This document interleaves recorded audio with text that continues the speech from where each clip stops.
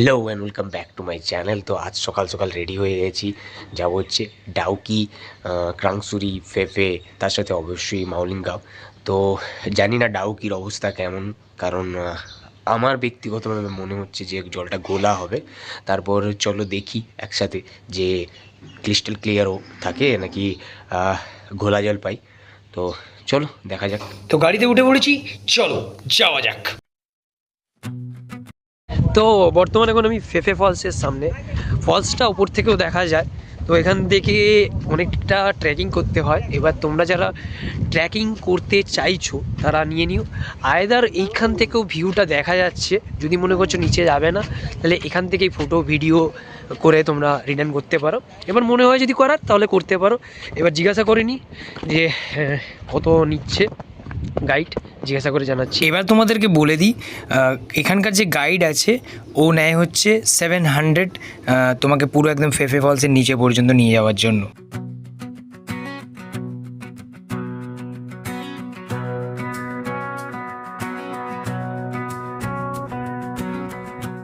তো নামলাম না, কারণ ব্যাপারটা হচ্ছে এক বৃষ্টি হচ্ছে, ঠিক আছে। তো নামলে ভিউটা অবশ্যই ভালো হতো, বাট নামলাম না। তো এখন ক্রাংসুরি পৌঁছে গেছি, তো যাচ্ছি, দেখি কেমন লাগে।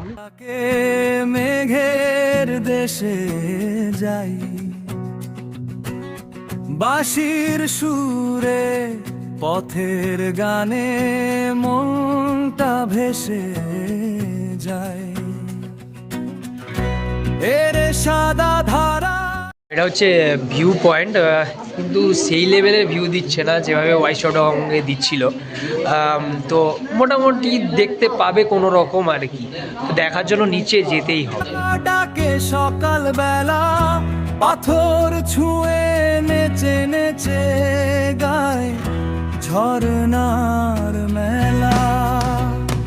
ওরে চল চল মেঘের দেশে, প্রকৃতির গান, পাহাড় ঝরনা নদীর স্রোতে ভরে উঠুক প্রাণ।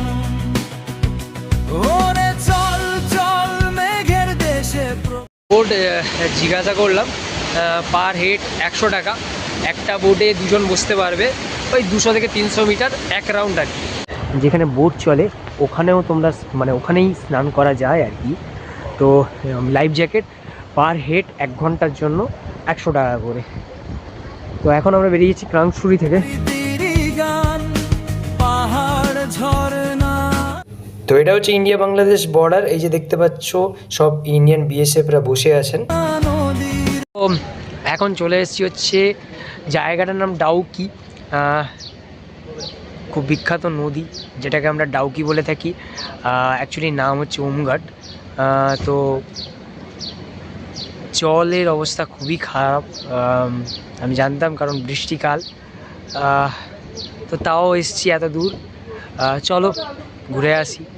শুধু নদী নয়, প্লাস সামনে বাংলাদেশ বর্ডার আছে, বাংলাদেশ বর্ডারেও যাব। তো চলো দেখা যাক। তবে একটা জিনিস ভালো লাগছে কি, যখন আমরা বেরিয়েছিলাম বা ক্রাংসুরি বা ফেফেতে ছিলাম তখন কিন্তু বৃষ্টি বা ওয়েদারটা একটু অন্যরকম ছিল, কিন্তু এখানে আসার পরে বলো সুপারি গাছ তো, হ্যাঁ, তো যেটা বলছিলাম এখানে আসার পরে মোটামুটি খুবই ভালো ওয়েদার, খুব রোদ, এটাই ভালো লাগছে আর কি। যে বৃষ্টি হলে যেটা সমস্যা হয় আর কি, ছাতা পাতা নিয়ে আসতে হতো।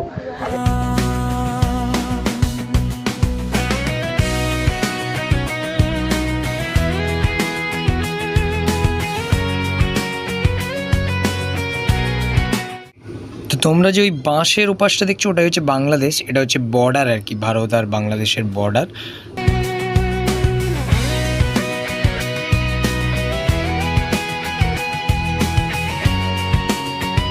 সবই তো দেখলে তোমরা, ওই জন্য বলে আশাই হচ্ছে সবচেয়ে বড় নিরাশার কারণ।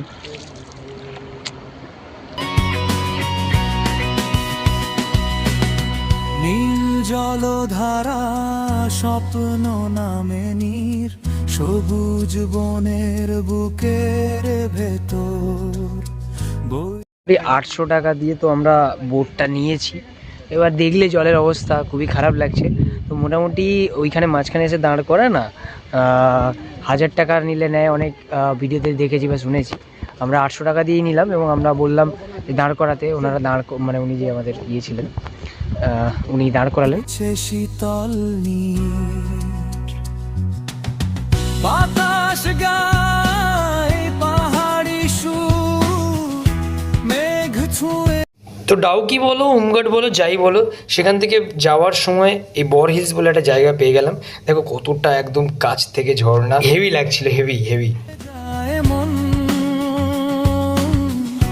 প্রকৃতির এই রঙিন দেশে হারিয়ে যায় ক্ষণ। এখন এসছি হচ্ছে সিঙ্গেল রুট ব্রিজ এবং এরপরে মৌলিংগাঁও যাব। তো চলো দেখা যাক কেমন হয়।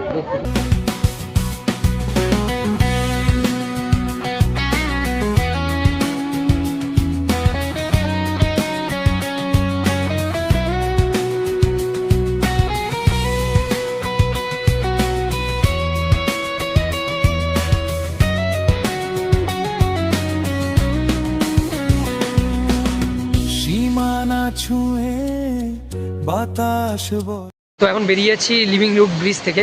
তার কারণ হচ্ছে যে একে টাইম নেই, আর যেহেতু 5টা বাজতে যায় সেহেতু মৌলিংগাঁওটা বন্ধ হয়ে যাবে, মানে 5টার পরে তো এখানে সব কিছুই বন্ধ হয়ে যায়।